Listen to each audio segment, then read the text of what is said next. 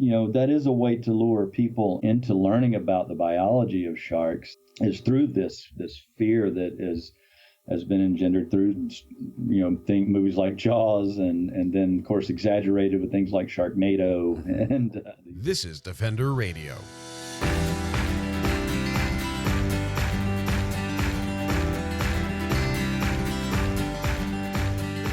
I'm Michael Howie, and this is Defender Radio, the podcast for wildlife advocates and animal lovers, brought to you by the Fur Bearers. Shark Week has come and gone for the year, but your chance to learn and celebrate sharks can go on, thanks to a new book that brings together academic study and the thrill of learning about the ocean's great creatures. Shark Biology and Conservation, Essentials for Educators, Students, and Enthusiasts is set to publish September 1st, 2020 by John Hopkins Press. The title may be dry, but the authors, Drs. Abel and Dean Grubbs, bring a clear passion and naturalist view of shark biology that encourages curiosity and excitement for readers.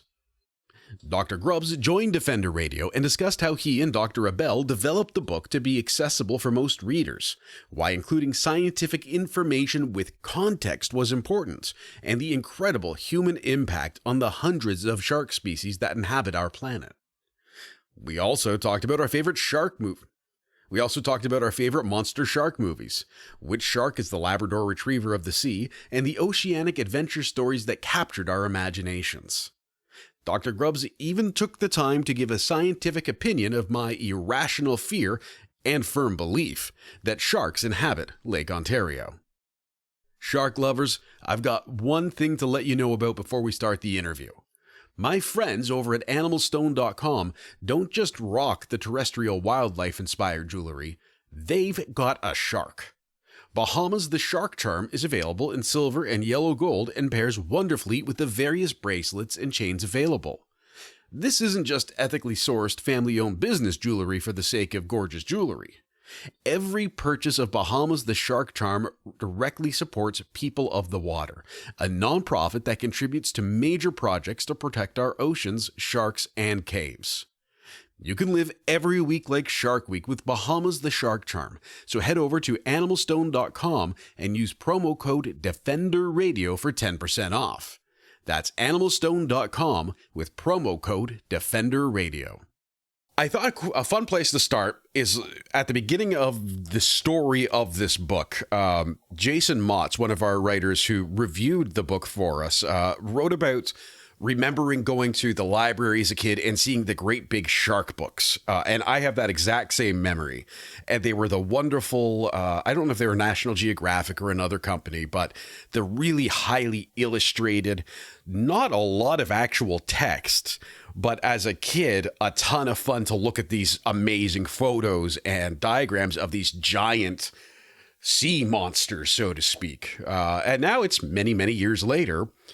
And I can't help, after going through it, at the same time, I remember some of the joy of flipping through those books as I read this one. But at the same time, I've also read biology books that give me a nosebleed 2 minutes into reading it. And you and your writing partners have found the middle ground of this, I think, very perfectly. So I thought, how does your book tie those two sort of diametrically opposed views of education of sharks, or not of sharks, about sharks, although we'll get to the education of sharks. How do you tie those two kind of diverse ideas together, but also include some new stuff? Yeah, well, I'm glad you recognized that we were attempting. It sounds like we succeeded in hitting that middle ground, because so this book started really about 25 years ago, in that Dr. Abel and I started teaching shark biology courses to undergraduate students in the mid-90s. And we lamented that there wasn't a book that really fit that education level. We really wanted a textbook that, people would pick it up off of a bookshelf somewhere, because it was nicely illustrated, and they would be visually appealing. And but then it also had all of the information necessary to teach a shark biology course to a high school student, an undergraduate student. Material that's accessible to the general public as well, but not nearly as dense and as some of the upper level shark textbooks that geared more toward graduate students. And so we basically wrote this book to follow this course that we've been teaching for 25 years. And we're both active researchers as well as educators in the field, and so we're doing shark research, and so so we know what the newest research is going on. We're able. I think it's often that research is best transmitted by those that are actually doing the work, and so we're able to actually pull from our own experiences in the book as well as those of our friends and colleagues. And so that's sort of where we were trying to go with this, is to make it so that it's entertaining to read and accessible to anyone in the general public, but also would be useful to undergraduate or even beginning graduate students. I think the style of writing achieves that very well as well. Also, and something I made a note of is that there's a certain amount of charm in the writing, and it's a charm that I am used to seeing in naturalist books. So the more observational, the more these are my experience type books, as opposed to a scientific text. Was that something else that was intentional to try and bring together these separate audiences? Absolutely. These stories and these anecdotes that we put in here, many of them got left, on the cutting room floor because we just didn't have enough room in the book to include them. But a lot of these stories and the amusing, at least we think amusing anecdotes, are ones that we have been telling during our lectures for all of those many years.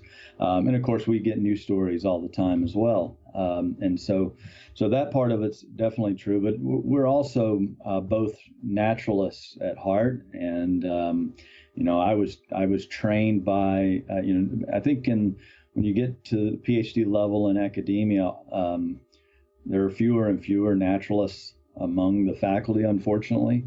But I was fortunate to be trained by a naturalist that was trained by many generations of naturalists, and so that's sort of the way we view the world, as well as our research. So I'm glad that came through. That was definitely I don't even know that was necessarily an objective as much as it just reflects the way we think about things. Yeah, I think it is fair to say that there is personality to the writing, which is something that is frequently pushed out by academia. And as a former journalist, I can say I push it out sometimes too. You want to avoid editorializing with frequency, but there's a time for having that voice, and it does the job. Something that jumped out at me very early on in the book too is you have not just the list of taxonomic hierarchy, but an explanation of it. And that's right near the beginning of the book. And I'm going to kind of combine this with something else that happened, is when you go over the physiological characteristics of different sharks and different subspecies of sharks. You do a great job of taking the difficult Latin words and giving it meaning and context. So rather than just saying, this is what it is, you say, this is what it is and why it matters that it is. And for me, the way I learn, I loved that. That just jumped off the page at me of, oh, okay. So rather than just being told, here's a lengthy Latin term that means this, here's why we use these terms, and here's how it then impacts what we do, which I found really interesting. Was that, again, and I'm going to keep asking this, was that intentional, or is that simply a result of the intention behind the work? No, that was definitely intentional. The book more or less follows the order of the way we've taught most of our classes, and so we started off with an overview of the evolution of the sharks and their relatives, and then go into the modern classification of all of those sharks. And and I always joke with the students that in about 6 hours over 4 lectures, you'll know any shark on the planet. At least you'll know their higher classification. And I also start off by telling them that we're not going to use common names in this course very much, because the common names change from place to place, and there's multiple common names for a given species. So in order to make the Latinized words a little more accessible, I do try to, because it's the same with me. I want to know why it's named, why the way it's named. I mean, I've been part of the description of a few species of sharks myself, and we try to use a name that is descriptive for the animal. And so if you can give the student a little bit of the background, the etymology of that animal, it goes a very long way to helping them remember it, rather than just giving them a list of scores of scientific names and telling them to memorize these. Try to get them on the same page with understanding why things are called what they are, and the history of naming them as well. So yeah, I love it. That's I was actually just talking about this with someone the other day. I have the habit of, if you want me to learn something, I need to have a practical purpose for it, or else it just falls out of my brain. I love sharks. I'm wearing my Shark Week shirt just for this interview. I have grown up loving them. And something that you talk about, again, early in the book that I want to get into, because I just made someone watch the Shark Week special on this, was the 1916 Jersey Shore attacks, which, from my understanding, was one of the first real times America had experienced that kind of scenario, which now is a once a year occurrence in the media. And from that, we then also get onto the shark monster movies like Jaws remaining popular. Of course, the 1916 Jersey Shore attacks are considered some of the inspiration for that book and subsequent movie. I guess what I want to get at is the conversation about the balance of respect, fear, and caution as a result of all of this. Because you can't, this comes from my more terrestrial mindset. You can't deny that in the right circumstance, these animals can do tremendous harm to a person. So we have to be respectful of them. But at the same time, the fear of them that is born from some of this pop culture stuff that we're talking about has resulted in the mass slaughter of sharks, as well as other species in the ocean. Is that something that has played into your work over the years as a researcher, instructor, and as part of this book? So I guess I should go back to what got me interested in sharks to begin with, because I grew up on the coast of the Gulf of Mexico in Florida, fishing a lot, and so the first sharks I ever encountered were relatively small ones, but I just thought they were the coolest fish I'd ever seen. They were just really cool things. This was before I was like 10 years old. But then I did have an experience when I was about 10. My family would often go scalloping. You go and snorkel and pick up bay scallops in waist deep water, and a large great hammerhead sort of charged me. It didn't do anything to me. They've sort of got a reputation for having these probably the closest thing there is to a territorial shark, in that they have their hunting grounds for stingrays, and anything is perceived as a competitor, they may chase it out of the water. They rarely actually bite anybody, but it was the first time that it really occurred to me as a kid that, yeah, this is an animal that could actually, do serious damage to me. But, the general public, I think, has, I've often over the years referred to it as an irrational fear of sharks, and that's one of the things that attracted me to them. But you bring up the good point that it's not entirely irrational. There's parts of that fear that are rational, because some of these species are large animals that indeed can do a lot of damage, and of course, whereas they don't want to bite people. As human population increases and we're more and more of us going into the water, we're coming in contact with them more and more often. And so I live in Florida, which is the shark bite capital of the world. Well, the reason for that is we have huge numbers of tourists that come down and swim at the beaches, and a lot of times those the times that those tourists flock to the beaches are at the same times that we have huge migrations of sharks going up the coast. And in certain areas, we have a photo in the book from an airplane that a colleague, Steve Kajura, took of just dense schools of blacktip sharks migrating up the east coast of Florida. And if that coincides with spring break or Memorial Day or something like that, you're going to get lots of people and sharks together. And even though those sharks are looking for small, shiny fish to eat, every now and then one makes a mistake and bites somebody. But I still tell everyone that it's by far the most dangerous thing they do when they go to the beach, of course, is driving to the beach. Yep. The risk of being bitten is minuscule overall. But that is a way to lure people into learning about the biology of sharks, is through this fear that has been engendered through movies like Jaws, and then of course exaggerated with things like Sharknado and these mildly exaggerated from a scientific point of view. Yeah, just mildly. Yeah. Just okay. That one and Shark and Sharktopus. Sharktopus was my favorite one. The hybrid shark octopus. Have you seen Mecha Shark versus Megalodon though?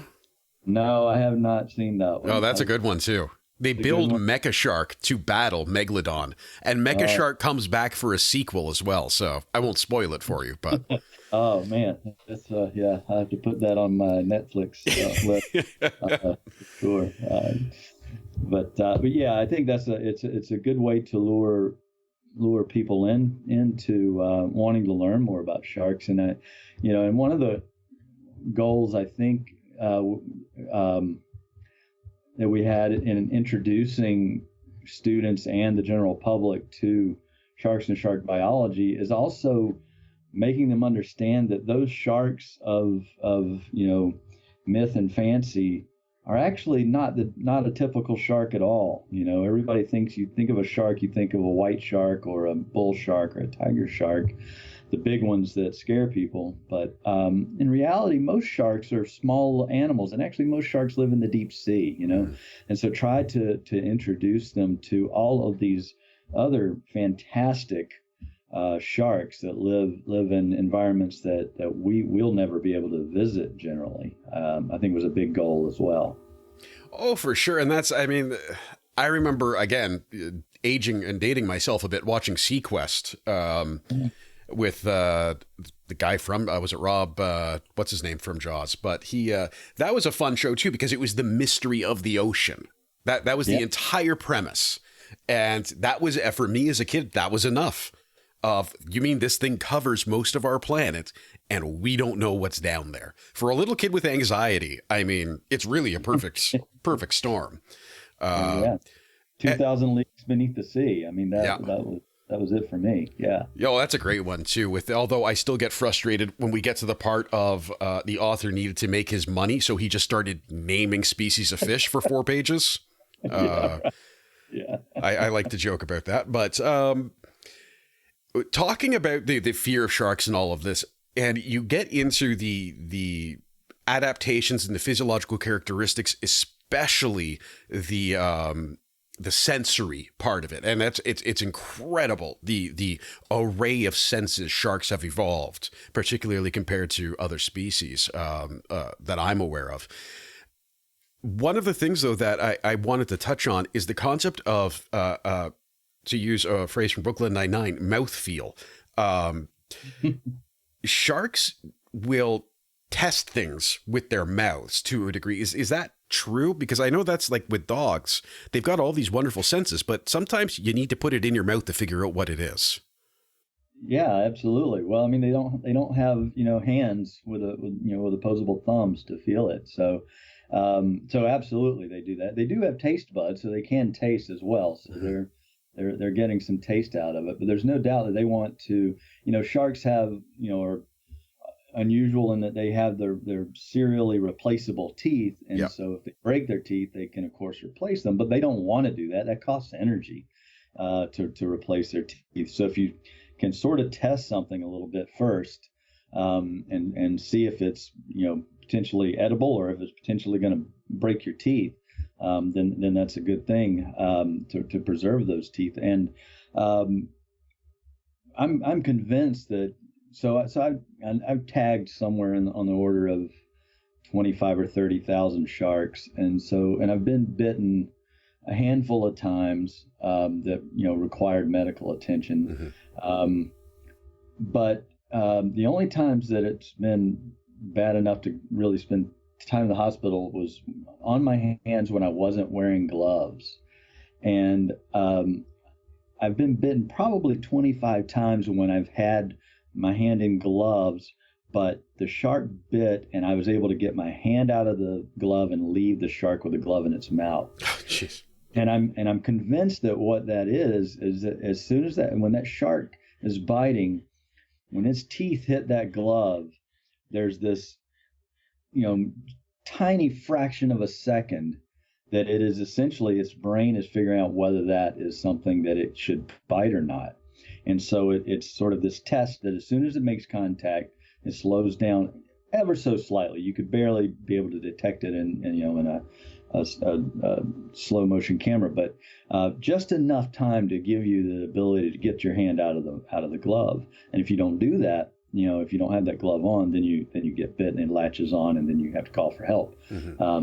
So yeah, I think they do that across the board, and you can watch them.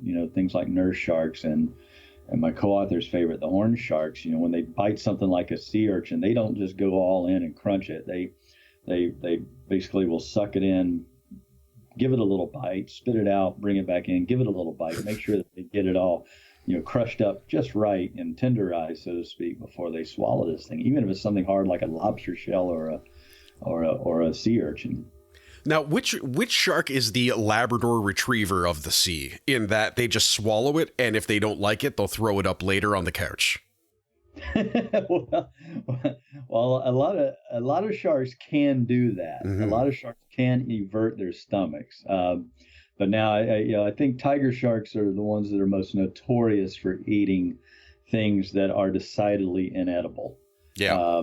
And then they may spit it out, they may not. I've found, in our research, I've found, 10-kilogram rocks in the belly of a tiger shark, and of course folks have found things like tin cans and things like that as well. But they do have this unusual ability to actually basically just evert their stomach, just turn it inside out of their mouths, and just shake it out like a grocery sack, and then just swallow it back down. And I've actually seen a shark do that in the wild, and it's the craziest thing. I imagine so. Yeah, just see it shake out a bunch of bones or whatever. And I think that's what we've had in our research, where we've tagged sharks with these satellite tags that look like a microphone attached to the back of a shark. We've actually had those sharks get eaten by bigger sharks, and so the shark swallows the tag, but then anywhere from 3 to 7 days later, the tag floats to the surface, and that's basically that shark everting its stomach and just puking up this tag, and then the tag floating up and actually giving us all the data that we have. That's crazy. Because because unlike if your dog swallows something inedible, if it's not too large, you just wait for him to pass it. Yeah. And, but sharks have this this crazy spiral valve that dictates that most of the things they've eaten has to be broken down into a really small size before it passes into the intestine. And so that's not an option for it to go all the way through the intestine and come out the rear end. It's got to come, if it's inedible, it's either going to stay there or they have to have a mechanism to puke it up. And so that's what they do. That's pretty cool. And talking about some of that stuff, there was some talk of cognition as well. And this got me really curious, and I haven't had a chance to sit with it fully and digest it all. But I while there has been a lot of work done, or some work done, on trying to figure out shark cognition and intelligence and, I guess, teachability, I'm not sure what the proper term for that, training, so to speak, is. But when we talk about intelligence in other animals, specifically mammals, we try and compare it to something to give us context. So continuing to use the dog parable, a dog is like a toddler in terms of problem solving and intelligence and whatnot. Is there an overly simplified short form of expressing shark intelligence in that way? Or is the massively broad range of species kind of make that impossible? Well, yeah, I think we don't know enough from enough species to really have it, broadly described. But that said, we could separate two forms of intelligence. There's the trainable. How trainable are you, and how long do you retain that training, versus intelligence that requires problem solving. There's been very little work in any sort of fishes in looking at their problem solving ability. But a lot of the really early work done in the trainability was done actually by Sonny Gruber, who was we acknowledge and dedicate in the book, because he ran the lab that we taught this course through for 25 years, and he taught lemon sharks many back in the 60s. To essentially tell him when they could see light, tell him if they could see color, to go through a maze for a food reward. And once they got through the maze, they would have to select the correct colored door to get their food reward. And so that's how he showed that they actually could discriminate colors, at least shades of colors. But what he found was that if you train a mouse or a rabbit to do that exact same kind of training, the shark will retain it much longer than that mouse or the rabbit. So if you train them to do this, and then you remove them from that stimulus altogether and just put them back in the tank, let them swim around for a while, he could put them back in that maze a year later, and they would remember that training. Whereas most of a mouse or a rabbit will forget it after a couple of weeks. You have to retrain them. So in terms of being trainable and being able to retain that information, they're incredibly advanced, way more advanced than we give them credit for. And yet, no shark army with lasers. Not yet. Not yet. That's it. All right, we got an exclusive here. Not yet. I want to talk human impact. This takes up, I actually, this is almost 2 chapters in the book, because you separate it out from sort of fisheries and climate change. Has there been an event in history that was not catastrophic, so, meteor hitting and things like that, that has caused as much change or pressure on sharks as humanity? Well, yeah, right. Outside of the great, the mass extinctions, certainly not. I mean, the mass extinction event 250 million years ago caused, the loss of 96% of all marine life. But outside of those mass extinction events that affected everything, certainly not. And so over the last, particularly over the last 70 years or so, as we moved from using sails that were steam to diesel and gasoline engines, we moved from having boats that had to get their catch back to the dock as quickly as possible to those that have onboard freezing ability or ice making abilities, or even those fisheries that now have individual ships that do nothing but freeze and store the catch of other ships. And of course, with the increase in technology that allows people to go further and further from home to fish, all of those things have allowed humans to increase their reach greatly and increase the amount of catch that they can take and then hold. And then if you couple that with, of course, our grossly overpopulated human the human overpopulation issue and our increased need for protein of some sort, that has driven more and more fisheries to go further from home and try to get more and more fish. Now, one of the big issues, I guess, over worldwide has been that there are very few fisheries that only catch their target. Most fisheries catch a lot of things that they're not trying to catch. Mm-hmm.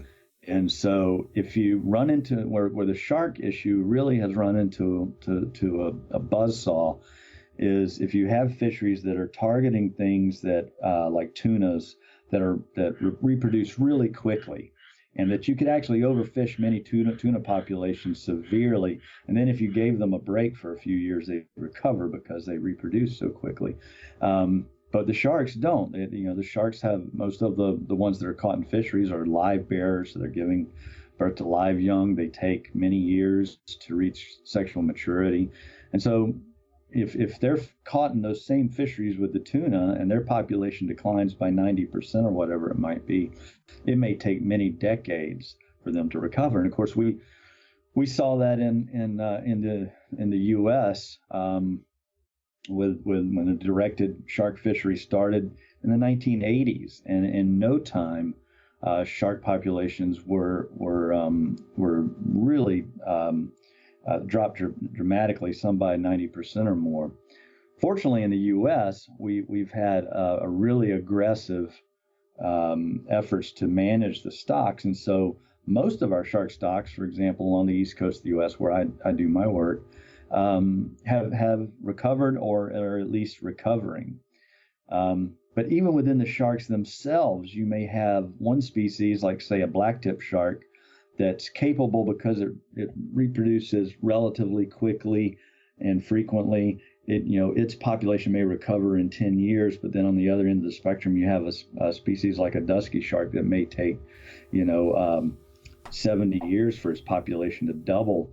And so we're on recovery trajectories for those that are measured in centuries rather than even decades. So, and that's in the U.S., where you have some of the best managed shark fisheries in the world, and other parts of the world that's nothing like that, of course. And most of the world's oceans, there are no fishery management plans for sharks, and so it's a huge problem. It's global in scale, and it's also, it takes on many different levels of complexity, from artisanal fisheries that are just trying to provide protein for their families, all the way up to huge industrial scale fisheries for which sharks are an afterthought.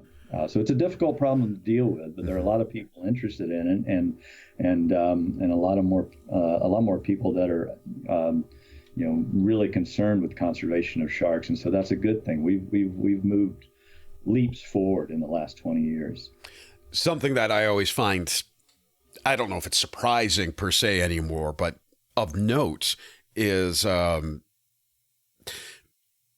people are very quick to say we need to do better. The science says we need to do better, but it's very difficult to then look at the culture and the politics and the history and all of that stuff that goes with it. And we can very quickly forget the power of those, especially when we involve industry. So I think it's sort of just worth noting that it's a big, like the enormity of the challenge needs to be put in scale that way.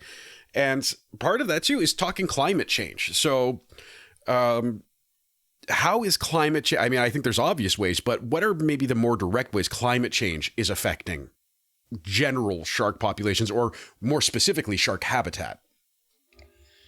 Yeah, so there aren't too many direct examples yet where we have the hard data to show it, but they're over the last, sharks have been tagged and released, and their distributions mapped for over 100 years now, and so we can see how those distributions change, and so for example, in that same area on the east coast of the United States where I work, it's indisputable that there's been a northern shift of shark populations as the climate, as the oceans have warmed. We can see it without mistake, and it's essentially where I did my PhD work in Virginia. My advisor had a survey there that was started in the early 1970s, and by the time I was there in the early 1990s, already you could see that the species that we were catching there off Virginia were the ones that had been, it was more similar to the composition of sharks that were in North Carolina 20 years before, and so now essentially, Rhode Island is now essentially, what is the sharks that were in Virginia during the peak of their summer migration in the 1970s. They're way up into Rhode Island at this point. So we definitely see this northern shift. There's a lot of concern that, I study small-tooth sawfish, which is an endangered species that's tied to, it's a batoid, it's related to stingrays, and it's tied to red mangroves. And of course, we've lost a lot of our mangroves due to development, but we're also seeing a northern shift in the mangroves. And so, we're waiting to see, does the population of those kinds of species shift north as well?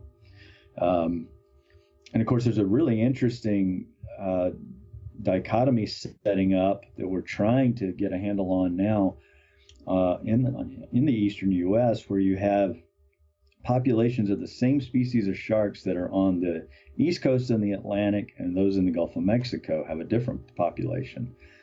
Well, on the east coast, as temperatures warm, they can shift north, and so you see this northern shift in their distribution. Of course, there's concern there that we may be losing altogether some of the colder water species that need that cold water to the north. But in the Gulf of Mexico, there's only so far they can go. They hit the panhandle of Florida and Alabama and Texas, and that's as far as they can go. They can't shift any further north. And so do these populations start to dwindle? Do they start to adapt to the warmer temperatures, or do they just move to deeper water? We don't know. And so we're trying to look into those kinds of issues. Now, I can tell you, I've just completed our coastal shark survey here in northern Florida, and it's the warmest year that we've had, since I started the survey 12 years ago, and it's also the lowest catches we've ever had, the lowest number of sharks. I mean, the water is 33 degrees Celsius. It's like, that's like what, 92, 93 Fahrenheit. It's ridiculously warm.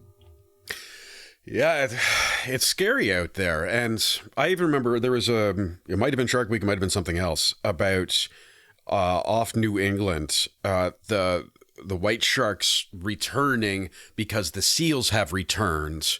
Mm-hmm. And I can't remember if the seals returned because of a fishery issue or a climate issue.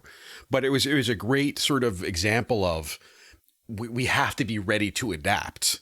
I think, as whether you're sort of on the research side or on the policy side or the general public, is we don't know what's going to happen next. So we have to be prepared to shift, which traditionally wildlife policy has not been great at doing. But I think that's going to be something we're seeing more of sort of across science as we learn more and that knowledge starts to come in faster and faster. And not to get off topic, but that's something we've seen with the virus, I think, right now, is those who quickly adapt to the new information are the ones who succeed. Right. Well, and to your point about recognizing these shifts and also being ready to adapt, we also have to be able to recognize that different people have a different view of what the baseline was, what you're starting from, what your starting point was. Yeah. So we see that all the time here, where you talk about the white sharks recovering after their population went down, and they're recovering and coming back and you see that not just in New England with the seals, you see it on the west coast of the U.S. as well, with white shark populations recovering.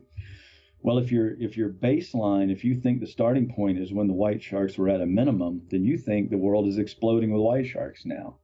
But if your starting point is 50 years prior to that, then you recognize that actually we're getting back to in terms of the population level, even though it may have shifted northward, we're getting back to closer to where it was as things recover. We're dealing with that here in Florida now, where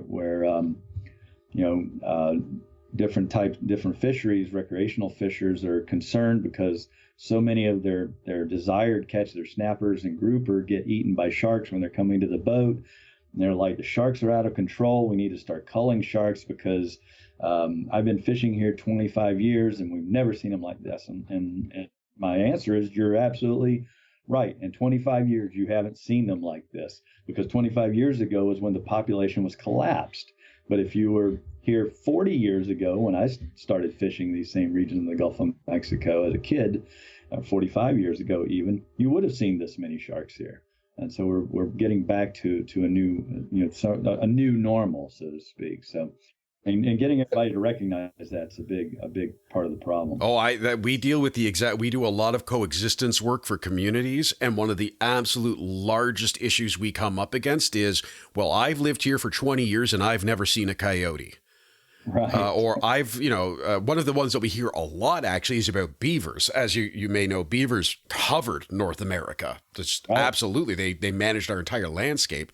Colonization comes along, fur hats are popular in Europe, and the beaver population is crushed, almost wiped out. And it's fascinating because you talk to people now. So fur trappers will say, well, beaver numbers are better than they've ever been.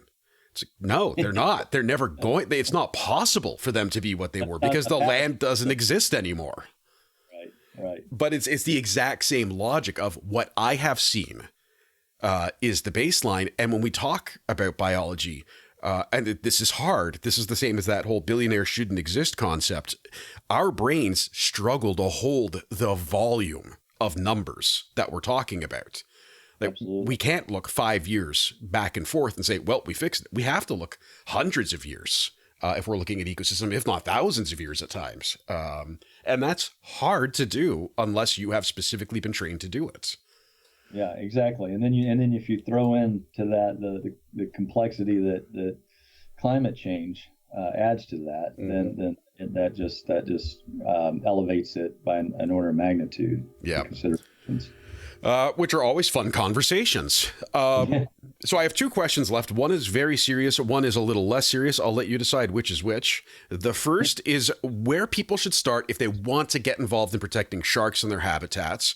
The second is I need you to help me prove that sharks do exist on Lake Ontario and that me going in Lake Ontario will ultimately lead to a shark consuming me. So I guess the first one I would say is the more serious one, and so the number one thing, I'm not opposed to people eating shark. Shark is there are sustainable ways to harvest sharks. In fact, every species could potentially be harvested sustainably, except the question is what level is sustainable. And so with sharks, it tends to be at very low levels, but there are some sharks, like some smooth hounds and things like that if the fishery is managed very carefully, they could be harvested and they could be consumed. But then there are a great many species that reproduce way too slowly to ever have a commercial fishery for them. So the biggest thing people can do is to in terms of consuming seafood, I think, is to make sure that they're trying to consume seafood that is sustainably harvested. And so that doesn't even necessarily, oftentimes that's the sustainability of what they're eating is that they view it in terms of, you get a card that some NGO or aquarium or something put out that tells you that these fish are good to eat, these fish are not good to eat because they're not sustainable. But even those fish that are sustainably harvested, you have to really start thinking about and do a little research to see if they're actually what the bycatch issues are. Yeah. What are the side effects of this? Because if that tuna is sustainably harvested, but it's at the same time catching lots of thresher sharks and mako sharks, then that's not a sustainable fishery. So that's the biggest thing they can do is really think about bycatch issues and whether the animal is sustainably harvested, and then also just lobbying their elected leaders to promote protection of marine habitats and live shorelines and seagrasses and mangroves and all of the different components of a fully functioning marine ecosystem that are necessary. And so those are the two things I would suggest people do. Of course, we can always just not eat animals. I'll have to throw my little ethical opinion in there sure, too. But that's and that's certainly an argument to be made. And my co-author in the book would agree with you on that. Yeah, so. I do think though having those conversations have to take place. It is very, very easy to buy into marketing and not do the work you're talking about. And Absolutely. I think that's why we keep coming up against overfishing as an issue. Because a good marketing company, right? Like they can fix pretty much any problem these days. So, well, that's right. And of course, it's the human overpopulation is the ultimate problem anyway. So, in terms of Lake Ontario, I don't, there are very few sharks that could survive in Lake Ontario. There are almost no sharks that can, the only sharks that can live in freshwater, live out their lives in freshwater, are things like bull sharks. And those are tropical species that can't tolerate water temperatures below about 15 degrees Celsius. So, something like a Greenland shark that would love the water temperatures of Lake Ontario can't tolerate the fresh water. So I think you're safe for now, until some, mad scientist genetically engineers a shark to live out its whole lifespan in cold deep lakes. All right, so right now on the a shark lives in Lake Ontario and could kill me camp, there's me and JJ the dog, and on the other side there are all of the shark experts, my family, friends, and my therapist. So I feel like we could still go either way on this one. Yeah, I think you'll be safe. I mean, number one, it just seems to me as a Floridian that Lake Ontario is way too cold to go swimming in to begin with. So. Fair enough. You should try some of our northern lakes if you think that's cold. Oh yeah, I bet. To get your copy of Shark Biology and Conservation, contact your local bookstore. If you want to learn more about Dr. Grubbs' research, check out his faculty site for Florida State University's Coastal and Marine Laboratory. The links are in this week's show notes. I want to thank Dr. Grubbs for sharing his time and expertise, and for humoring some of my more self-interested queries. I really did love checking out my digital review copy of Shark Biology and Conservation, and intend on picking up a copy at my local bookstore here in Hamilton. The Face Mask and Gator giveaway goes on. Share your favorite episode of Defender Radio anywhere on social media, or leave a review in your preferred podcast player. Send me a screen grab of it, and you'll be entered in a chance to win a free Gator or face mask. They're pretty great, and I can't wait to send one out. If you need more details, check out the show notes or visit thefurbearers.com. That's all for this week, folks. Until next time, I'm Michael Howie for Defender Radio and the Fur Bearers, reminding you to be kind and to stay informed and stay strong.